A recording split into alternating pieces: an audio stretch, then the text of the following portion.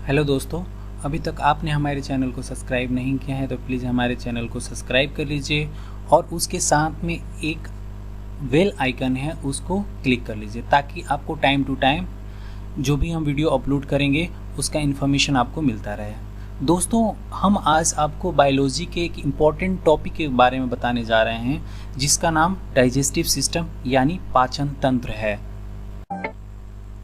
Digestive system, human beings का nutrition digestive system के द्वारा ही मिलता है।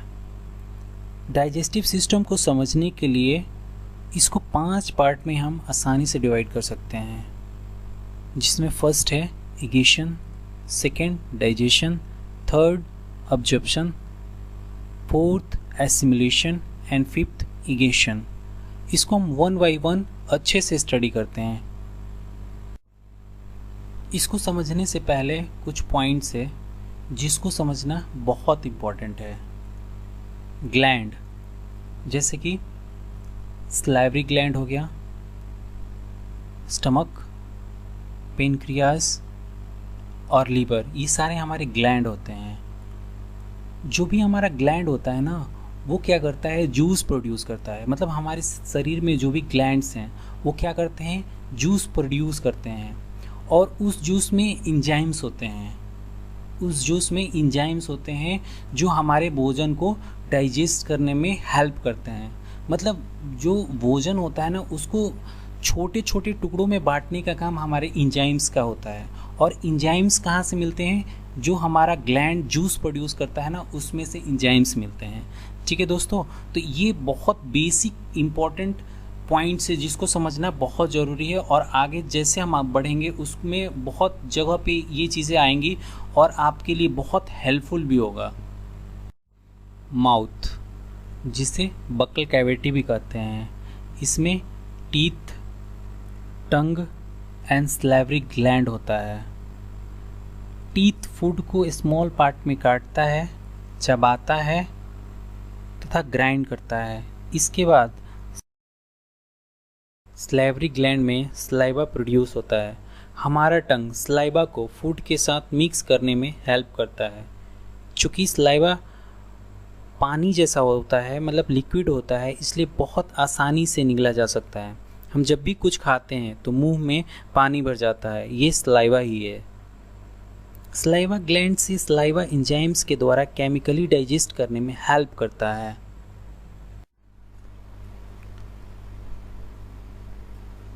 माउथ, जिसे बकल कैविटी भी बोलते हैं, माउथ में एक ग्लैंड होता है जिसे सलाइवरी ग्लैंड बोलते हैं हम। सलाइवरी ग्लैंड जो होता है ना, वो सलाइवा प्रोड्यूस करता है। ठीक है, उस सलाइवा में एंजाइम होता है, उसे सलाइवरी एमेल्स कहा जाता है, जिसमें फूड में प्रेजेंट स्टार्च को शुगर में कन्वर्ट करता है। माउथ में चबाया हुआ खाना फूड पाइप में जाता है, जिसे ओएसोफेगस कहते हैं। ओएसोफेगस में डाइजेशन नहीं होता है। ओएसोफेगस फूड को स्टमक तक ले जाता है।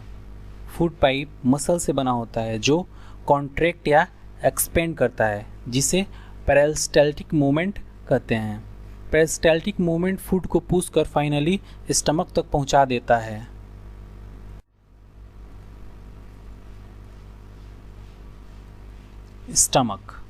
स्टमक जी शेप का होता है। फूड फर्दर स्टमक में डाइजेस्ट होता है और करीब करीब 3 से 4 घंटे स्टमक में रहता है। इस समय यह छोटे छोटे टुकड़ों में ब्रेक हो जाता है और सेमी सॉलिड पेस्ट बनाता है।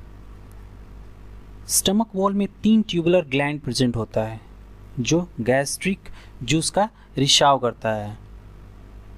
मेनली 3 सब्सटेंस होते हैं जिनका नाम है हाइड्रोक्लोरिक एसिड, एंजाइम पेप्सिन और म्यूकस। चूँकि हाइड्रोक्लोरिक एसिड स्टमक में प्रेजेंट होता है, इसलिए गैस्ट्रिक जूस एसिडिक नेचर का होता है। एसिडिक माध्यम से एंजाइम पेप्सिन जो स्टमक में प्रेजेंट होता है, भोजन में प्रेजेंट प्रोटीन को डाइजेस्ट कर स्मॉल मॉलिक्यूल्स में बांटता है। सो प्रोटीन स्टमक में डाइजेस्ट होता है। यहाँ पर एक बात नोट करने की ज़रूरत है कि एंजाइम पेप्सिन केवल एसिडिटी के प्रेजेंस में ही प्रोटीन डाइजेस्ट करता है, इसलिए स्टमक में गैस्ट्रिक जूस होना चाहिए जो एंजाइम पेप्सिन प्रोटीन को प्रॉपरली डाइजेस्ट करें। Hydrochloric acid. हाइड्रोक्लोरिक एसिड उन सभी बैक्टीरियाज को किल कर देता है जो फूड के थ्रू हमारे स्टमक में इंटर कर जाते हैं। म्यूकस। म्यूकस स्टमक वॉल को प्रोटेक्शन देता है हाइड्रोक्लोरिक एसिड से। अगर म्यूकस का रिसाव वॉल पे न हो तो हाइड्रोक्लोरिक एसिड वॉल को इरोड कर देंगे, जिससे स्टमक में इनर वॉल पर फोड़े फुंसी बनने लगते हैं। इससे बचाव म्यूकस करता है। स्टमक से फूड स्मॉल इंस्टेटाइन में जाता है। स्मॉल इंस्टेटाइन। स्मॉल इंस्टेटाइन आहार नली का सबसे लार्जेस्ट पार्ट होता है। यह करीब करीब 6.5 मीटर से लेके 7 मीटर लॉन्ग होता है। बिकॉज ये बहुत नैरो होता है इसलिए इसे स्मॉल इंस्टेटाइन कहते हैं। स्मॉल इंस्टेटाइन को आसानी से समझने के लिए हम इसको 3 भागों में डिवाइड कर सकते हैं। पहला है डियोडेनम, दूसरा है जेजुनम, तीसरा है इलियम। इलियम में एक फिंगर लाइक प्रोजेक्शन होता है जिसे विली कहते हैं। यह हमारे शरीर में कॉइल की तरह अरेंज होता है। स्मॉल इंस्टेटाइन जानवरों में डिफरेंट होता है। यह इन बातों पर डिपेंड करता है कि जानवर शाकाहारी है या मांसाहारी। अगर जानवर शाकाहारी है तो उसका स्मॉल इंस्टेटाइन बहुत बड़ा होता है क्योंकि स्टोरेज कैपेसिटी बहुत ज़्यादा होना चाहिए, और ये मांसाहारी है तो फिर स्मॉल इंस्टेटाइन स्मॉल होता है। फूड स्मॉल इंस्टेटाइन में कम्प्लीटली डाइजेस्ट हो जाता है, जैसे कि कार्बोहाइड्रेट, प्रोटीन और फैट। स्मॉल इंस्टेटाइन 2 ग्लैंड से रिसाव रिसीव करता है। फर्स्ट है लीवर, सेकेंड है पेनक्रियाज।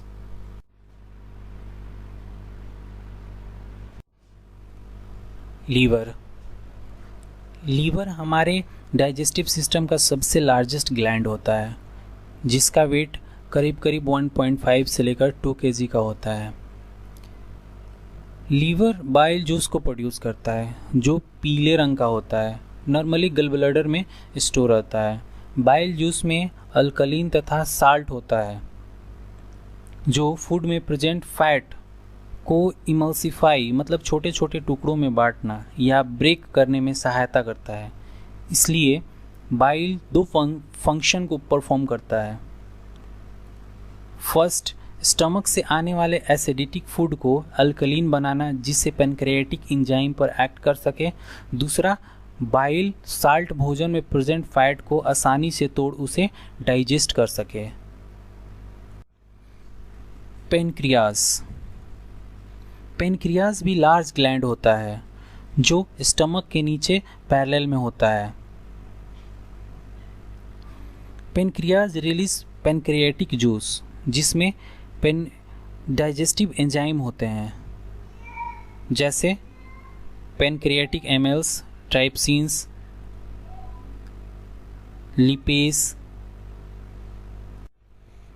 एमिल्स कार्बोहाइड्रेट को ग्लूकोज में कन्वर्ट करता है। ट्रिप्सिन प्रोटीन को एमिनो एसिड में कन्वर्ट करता है तथा लिपेज फैट को फैटी एसिड या ग्लाइसेरोल में कन्वर्ट करता है। ड्यूडेनम स्मॉल इंस्टेटाइन का एक पार्ट होता है जो 2 ग्लैंड से रिसाव रिसीव करता है। First liver, second pancreas. Pancreas जो होता है ना वो पेनक्रियाटिक जूस प्रोड्यूस करता है। इसमें जो भी एंजाइम्स होते हैं जिसका नाम एमिल्स है वो स्टार्च को माल्टोज में कन्वर्ट करता है। दूसरा ट्राइप्सिन है जो पेप्टोन को पेप्टाइड में कन्वर्ट करता है। तीसरा लिपेज है जो फैट को फैटी एसिड में कन्वर्ट करता है। Jejunum and ileum. Jejunum and ileum peptide जिस एक एंजाइम होता है इरिप्शिन जो पेप्टाइड को एमिनो एसिड में कन्वर्ट करता है। माल्टोज को ग्लूकोज में कन्वर्ट करता है और सुक्रोज को ग्लूकोज में कन्वर्ट करता है। स्मॉल इंटेस्टाइन के वॉल में एक ग्लैंड होता है जो इंटेस्टिनल जूस रिलीज़ करता है। इंटेस्टिनल जूस में बहुत सारे एंजाइम्स होते हैं जो कॉम्प्लेक्स कार्बोहाइड्रेट को ग्लूकोज में, प्रोटीन को एमिनो एसिड में तथा फैट को फैटी एसिड में ब्रेक कर डाइजेस्ट करते हैं। ये बहुत छोटे छोटे मॉलिक्यूल्स होते हैं जो पानी में आसानी से घुल जाते हैं। इस प्रोसेस में बड़े पार्ट छोटे मॉलिक्यूल्स में ब्रेक हो जाते हैं। एंजाइम को बायोलॉजिकल कैटलिस्ट भी बोलते हैं। ऑब्जर्प्शन, कंप्लीट डाइजेशन के बाद फूड का मॉलिक्यूल्स बहुत स्मॉल हो जाता है जो स्मॉल इंटेस्टाइन के वॉल से गुजरता है, जिसे इलियम बोलते हैं। इस पार्ट में ब्लड कैपिलरी रहता है जो हमारे ब्लड को जाता है। इलियम में ही डाइजेस्टेड फूड का ऑब्जर्प्शन होता है। स्मॉल इंटेस्टाइन के इनर वॉल पर मिलियंस ऑफ छोटे छोटे फिंगर लाइक प्रोजेक्शन होता है जिसे विली कहते हैं। यह पूरे सरफेस पे फैला होता है। विली की सहायता से डाइजेस्टेड फूड का रैपिड ऑब्जर्प्शन हो पाता है। डाइजेस्टेड फूड जो विली के थ्रू ऑब्जर्व होता है वो हमारे ब्लड को जाता है।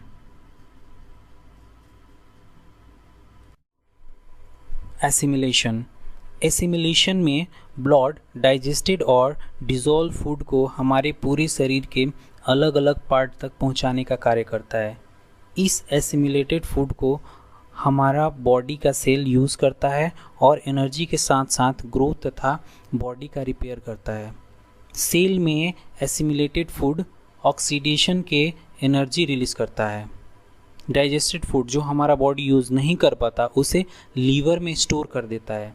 लीवर में कार्बोहाइड्रेट के फॉर्म में स्टोर करता है जिसे हम ग्लाइकोजेल कहते हैं।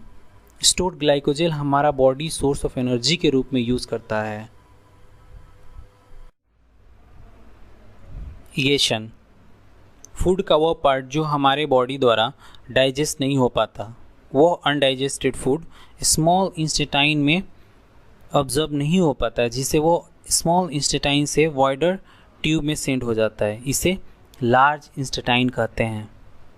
लार्ज इंटेस्टाइन अनडाइजेस्टेड फूड से वाटर को विली की सहायता से ऑब्जर्व कर लेता है जिसे वो ऑलमोस्ट सॉलिड बन जाता है।